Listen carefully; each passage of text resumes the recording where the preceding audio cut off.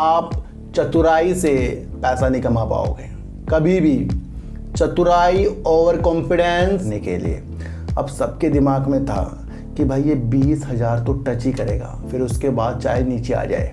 लेकिन क्या है कि जब कुछ चीज़ें हमें दिखाने के, अब इस मार्केट को ये नीचे ले आए हैं, कुछ थोड़ा सा और नीचे लाएंगे, फिर आपके दिमाग से 20,000 का भूत उतर जाएगा, फिर ये अचानक से 20,000 पर जाकर दिखाएगा। कंपनी से अलग होना, दूसरी तरफ अपने सूचीबद्ध को करना, क्या ये हमारे लिए अच्छा है? मैं आपको एक चीज़ बता दूं, समझ में आना चाहिए। बजाज फाइनेंस और बजाज फिनसर्व के बाद ये तीसरी कंपनी एकदम से बन गई, तो क्या ये गलत चीज़ हुई है? कर निकल गए। जब आपकी मंशा सिर्फ लॉस बुक करने के ऊपर चलती रहती है कि भाई प्रॉफिट आएगा ठीक है, अगर लॉस आया उसे बुक कर लूँगा, तो क्या अपनी मनी को हम घटा रहे हैं? कल ही सर देखो, मल्टी बैगर बनते कितने शेयर हैं आप खुद देख लो। बन जाएंगे हज़ारों में से 1-2 बन जाएगा। क्या वो शेयर आपके मेरे पास होंगे? क्या उस शेयर के अंदर हमारी इतनी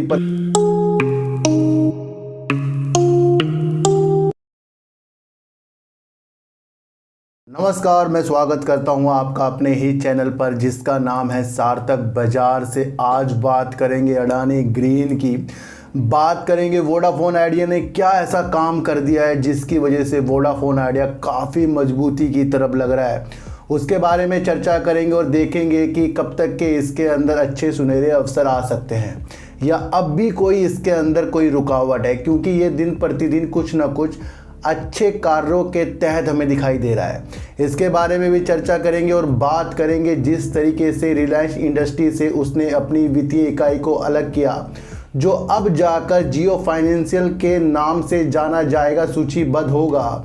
क्या उसके अंदर अपनी हमें दया दृष्टि यानी कि हमें लेने वाली चेष्टा बनानी चाहिए, तो उसके बारे में भी आज हम चर्चा करेंगे। सर सबकी बात करने से पहले मैं आपको एक चीज़ बता दूं कि कल ही मैंने एक टॉपिक छेड़ा कि मार्केट भाई आपके और मेरे कहने से नहीं गिरेगी। जो लोग मार्केट गिरने का इंतज़ार कर रहे हैं कि वहाँ पर अपना प्रॉफिट बुक किया जाएगा, ये वाकई एक बेकार चीज़ है। मैंने आपको बताया ना कि मजबूरी में कुछ भी चीज़ हम करें तो वो अच्छी नहीं होती, बल्कि अगर सोच बूझ के अनुसार करें वो अच्छी होती है। अपना दिमाग प्रॉफिट की तरफ लगाना है और जिन शेयरों को आपको मल्टी बैगर समझना है। सर देखो, मल्टी बैगर बनते कितने शेयर हैं आप खुद देख लो। बन जाएंगे हज़ारों में से 1-2 बन जाएगा। क्या वो शेयर आपके मेरे पास होंगे? क्या उस शेयर के अंदर हमारी इतनी प्रतीक्षा है कि उसके अंदर ऐसी ऐसी निगेटिव न्यूज आएगी कि हम उसे रख पाएंगे? कोई सा भी शेयर हो तो हमें अपने दिमाग पर डालना चाहिए कि भाई मेरा दूसरा अकाउंट ज़रूर होना चाहिए। देखो सर, मैं ये नहीं कह रहा कि आपको एंजल वन का अकाउंट खुलवाना है। आपके पास कोई भी दूसरा अकाउंट हो, पर उसके अंदर वो शेयर होने चाहिए जो आप सिर्फ उसको बहुत दूर की मंशा के साथ देख रहे हैं। वो नहीं कि सर आज ही आपने उसके अंदर ख़रीदा, आज ही लॉस होगा से बेच कर निकल गए। जब आपकी मंशा सिर्फ लॉस बुक करने के ऊपर चलती रहती है कि भाई प्रॉफिट आएगा ठीक है, अगर लॉस आया उसे बुक कर लूँगा, तो क्या अपनी मनी को हम घटा रहे हैं? कल ही मार्केट के बारे में बात करी है और आज मार्केट ने ऐसा चकमा दिया कि निफ्टी देख लो सर कहाँ गिर गई है। क्यों गिर गई है? क्यों? इसमें हमें अपनी साइकोलॉजी लगानी चाहिए। कल 20,000 को टच करने में कितने पॉइंट कम रह गए थे इसे टच करने के लिए। अब सबके दिमाग में था कि भाई ये 20,000 तो टच ही करेगा, फिर उसके बाद चाहे नीचे आ जाए। लेकिन क्या है कि जब कुछ चीज़ें हमें दिखाने के लिए ऑपरेटर वो कर देते हैं, तो हमारी जो नज़र है उस लक्ष्य को प्राप्त करने के लिए लग जाती है। सब सोच रहे हैं कि 20,000 टच करेगा, पर भाइयों ये भी तो समझो कोई कमाने के लिए भी तो बैठा है यहाँ पर। अब इस मार्केट को ये नीचे ले आए हैं, कुछ थोड़ा सा और नीचे लाएंगे, फिर आपके दिमाग से 20,000 का भूत उतर जाएगा, फिर ये अचानक से 20,000 पर जाकर दिखाएगा।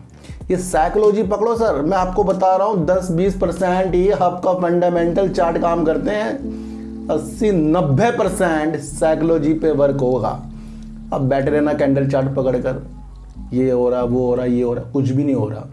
कल ही बताया था कि अगर हमारी मंशा प्रॉफिट इसलिए बुक करने की है कि आगे जाके मार्केट गिरेगी, तो ये बेकार है। अभी भी अचानक से मार्केट धोखा दे सकती है और वही आज हो गया। कल ही मैंने अपने उसमें लिखा था कि मार्केट कब गिरेगी, वही हो गया आज।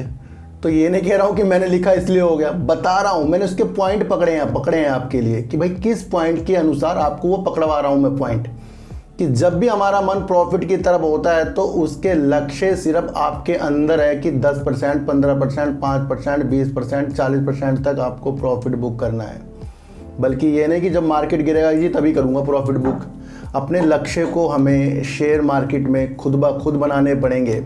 अगर ये चीज़ें हमारे अंदर नहीं आई तो मार्केट तो निरंतर गिरेगी, निरंतर उठेगी, पर हम नहीं कमा पाएंगे, क्योंकि हमें लगता है ना कि जब कुछ गिरावट होगी तभी कुछ अच्छी चीज़ मिलेगी, और वो होता नहीं है सर। तो ये है वो मार्केट कि कभी भी पल में ग्रीन और पल में अंधेरे कर देती है। तो उस चीज़ की मनसा आपको अपने दिमाग में बनानी है। आपका लक्ष्य होना चाहिए प्रॉफिट कमाने का। आज मैंने 2 शेयरों से प्रॉफिट कमाया, कम ही आया, लेकिन उसने मेरी मनी को बढ़ाया और सेव किया है मुझे।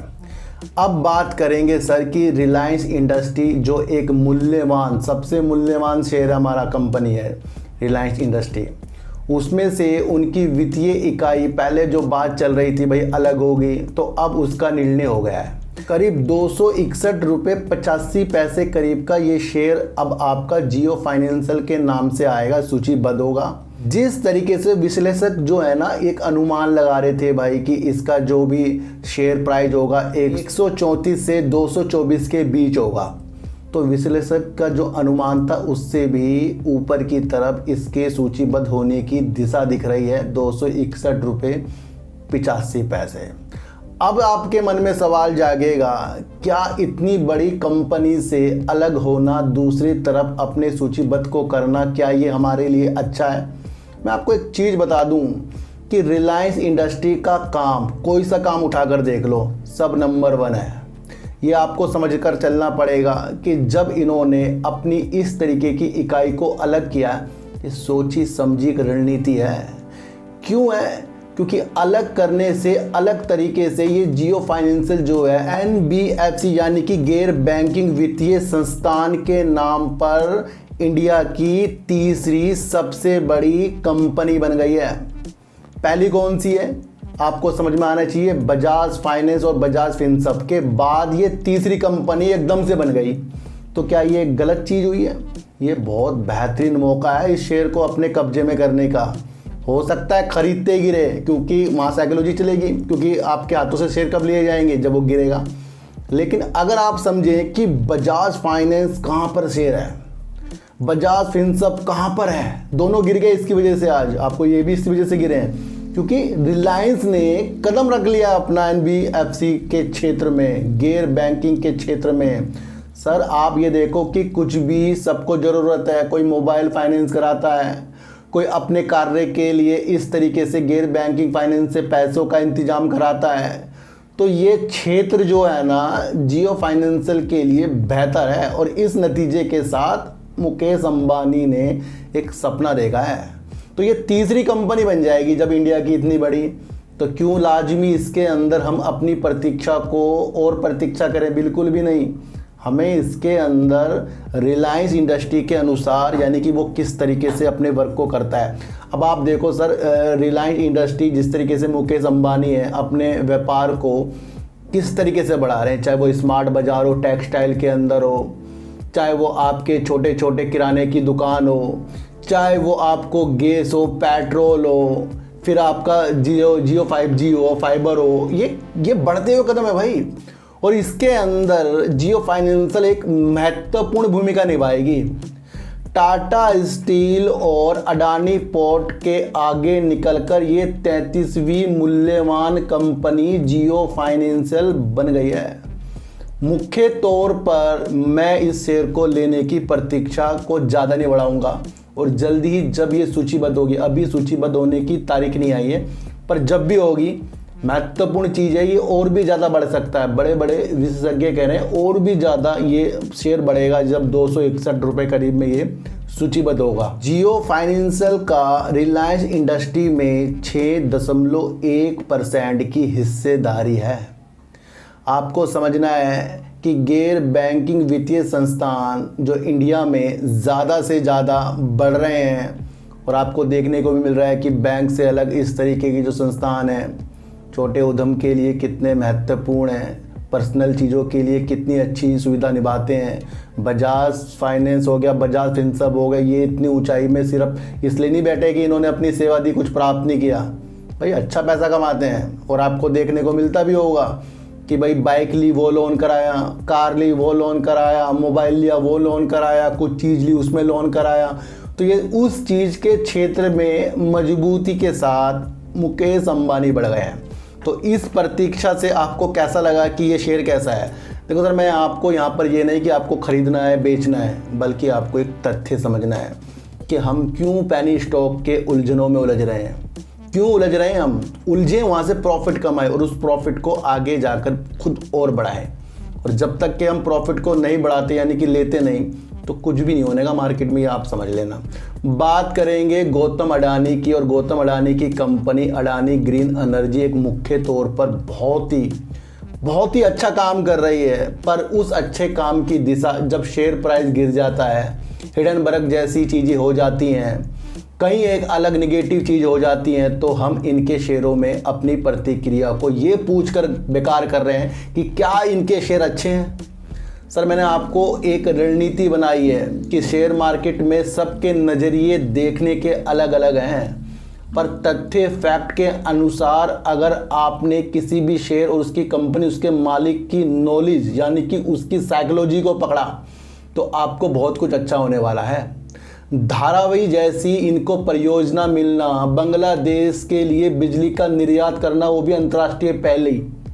फिर उसके बाद अडानी ग्रीन गुजरात के कच्छ में खावड़ा जो रेगिस्तान है वहाँ पर ये दुनिया की सबसे बड़ी हाइब्रिड ऊर्जा संयंत्र बनाने की योजना बना रहे हैं। इंडिया की नहीं सर, दुनिया की। कौन बना रहा है? गौतम अडानी जी बना रहे हैं। कौन सी कंपनी के अंतर्गत आएगा? अडानी ग्रीन एनर्जी के अंतर्गत आएगा। जब कुछ चीज़ दुनिया से जुड़ जाए तो उस शेयर की प्राइस अभी गिरे वो छोड़ो, आगे जाकर बढ़ेगी, क्योंकि ये ऐसे काम कर रहे हैं कि इनके लक्ष्य जो है 2030 में, सर 7 साल रह गए हैं, 45 गीगावाट का लक्ष्य है इनका नवीनीकरण की तरफ बढ़ने का, ऊर्जा से प्राप्त करने का। और जो ये प्लांट बना रहे हैं ऊर्जा का, एक ऐसा बैंक बना रहे हैं, यानी पावर बैंक बना रहे हैं जो दुनिया का सबसे बड़ा होगा। और गौतम अडानी जी ने कहा है कि जिस तरीके से इतिहास में यानी कि कहीं भी कुछ परियोजना हो रही हो, उसको ये समय से, अपने तेज़ी से, सुविधा से निर्माण करने की काबिलियत रखते हैं। ये परियोजना जटिल और बहुत ही महत्वाकांक्षी है, क्योंकि ये 20 गीगावाट की एक परियोजना है जो हाइब्रिड से संबंधित है, यानी कि सौर और पवन से। तो ऐसा पावर बैंक जो आपको 20 गीगावाट की क्षमता, ये अपने प्लांट के लिए जो कच्छ जिले में है खावड़ा रेगिस्तान, उसके अंदर ये अपनी प्रतीक्षा को दुनिया की सबसे बड़ी पावर ऊर्जा के क्षेत्र में हमारे सामने इन्होंने प्रस्तुत किया है।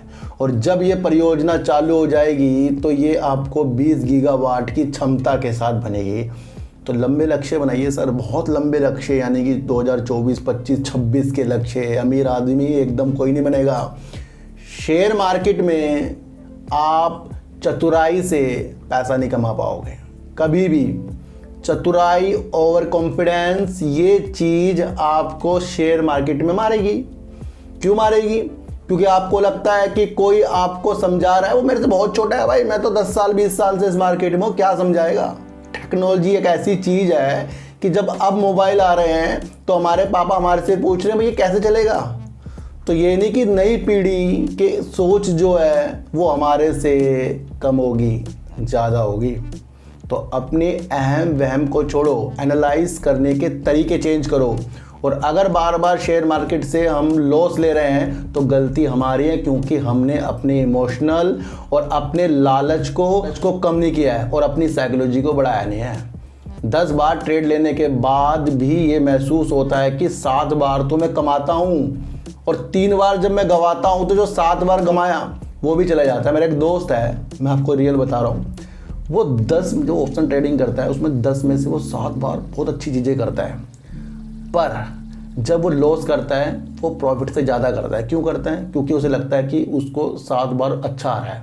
अगर वही चीज़ अगर वो प्रॉफिट को बचा बचा कर चले तो लॉस भी फिर कम ही होगा, लेकिन वो क्या करता है, ऊपर लगा देता है, आगे कर देता है इस काम को। तो ये हमें मार्केट में नहीं करना है।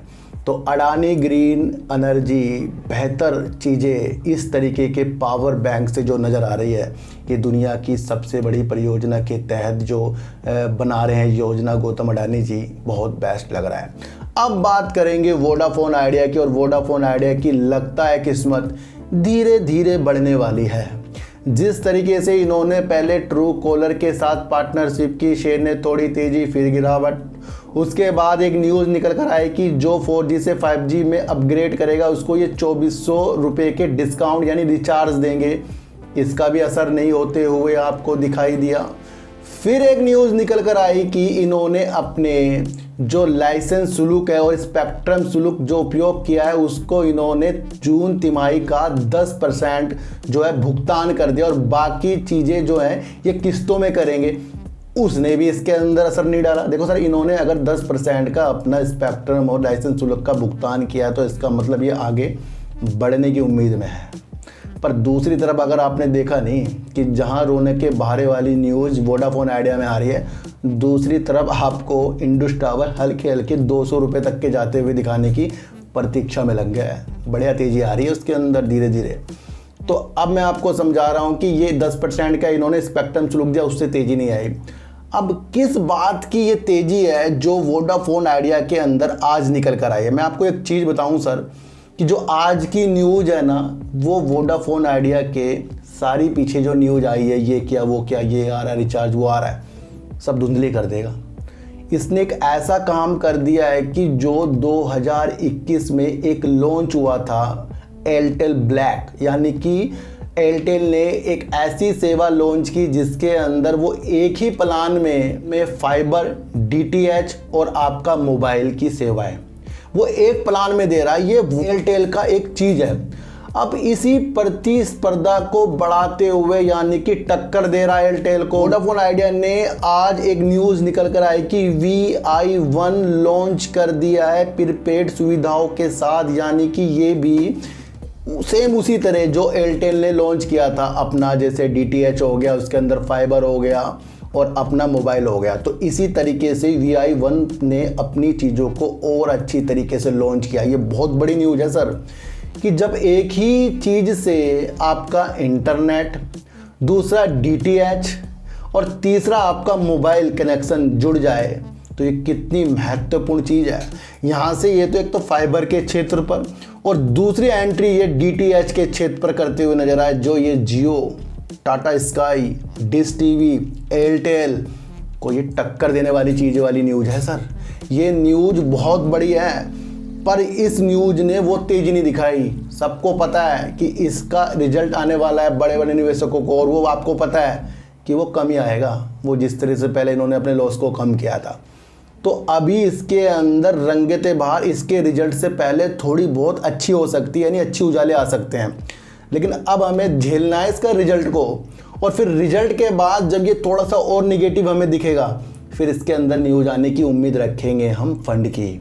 तो सारी न्यूज़ को फंड फेल कर रहा है, और फंड जब तक के इसके अंदर नहीं आएगा तब तक कि इसके अंदर कुछ भी अच्छे होने वाले नहीं हैं। आप ध्यान रखो सर, दूसरी कंपनियों ने 5G लॉन्च करा और इसका 5G फंड की वजह से रुका हुआ है, पर ये धीरे धीरे वो चीज़ कर रहा है भाई, डिजिटलकरण में बढ़ रहा है। जैसे मैंने आपको बताया था कि क्लाउड के क्षेत्र पर वो भी न्यूज़ आई थी बीच में।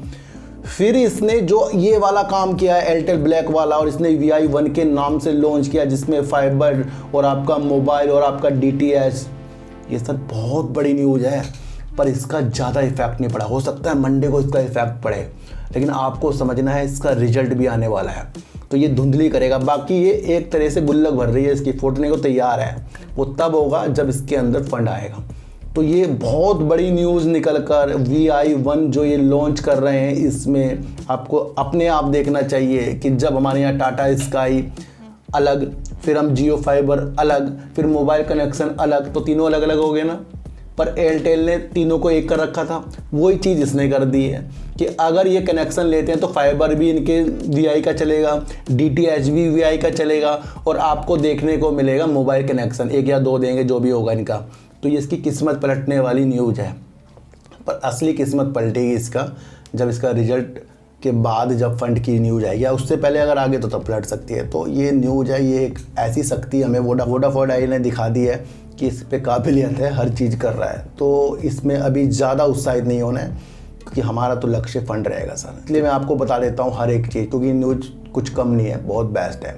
तो अडानी ग्रीन जिस तरीके से दुनिया का सबसे बड़ा ऊर्जा संयंत्र लगाने के लिए हाइब्रिड पर गुजरात पर अपनी नज़र टिकाकर अपनी योजना बना रहा है, ये एक बेस्ट न्यूज निकल कर आ रही है जो अडानी ग्रीन के साथ साथ एक शक्ति गौतम अडानी के लिए दिखा रही है कि वो दुनिया का सबसे बड़ा इस तरीके का पावर बैंक की चीज़ों के लिए निकल रहे हैं। दूसरी तरफ आपको देखना पड़ेगा कि रिलायंस इंडस्ट्री की दूसरी वित्तीय इकाई जो सूचीबद्ध होगी 261 रुपये 85 पैसे में, उसके अंदर उसने बजाज फाइनेंस, बजाज फिनसर्व के बाद तीसरी कंपनी और टाटा स्टील और अडानी पोर्ट के बाद 33वीं सबसे बहुमूल्य वाली कंपनी जियो फाइनेंशियल बन जाएगी। इसलिए इसके लक्ष्य हमें दूर के और इसको होल्ड करने की क्षमता जब भी ये सूचीबद्ध हो उस पर टिकानी है। और वोडाफोन आइडिया ने आज दिखा दिया है कि वो फाइबर और डीटीएच और मोबाइल को एक साथ सेवा लॉन्च कर ग्राहकों के प्रति ईमानदारी से तेजी के संकेत। लेकिन फिर भी कह रहा हूँ अभी हमें इसके रिजल्ट को और उसके बाद फंड की चीज़ों को भी देखना है। तो सर सच्ची वीडियो देखिए, अच्छी वीडियो देखिए, समझ कर देखिए। किसी की भी टारगेट वाली वीडियो में, खरीदने बेचने वाली वीडियो में मत उलझना, अपने द्वारा काम करना, अपनी साइकोलॉजी को बढ़ाना, क्योंकि साइकोलॉजी ही आखिर में आपको अपने प्रॉफिट और लॉस को बचाने के लिए काम करती है। तो चींटी को हटा दीजिए, गाय को रोटी दीजिए और अपने बच्चों को ज़्यादा से ज़्यादा प्यार कीजिए, क्योंकि बच्चे ही आपकी मासूमियत से किस्मत पलटेंगे। तो फिर मिलेंगे आपसे नई वीडियो के साथ, जब तक के लिए नमस्कार।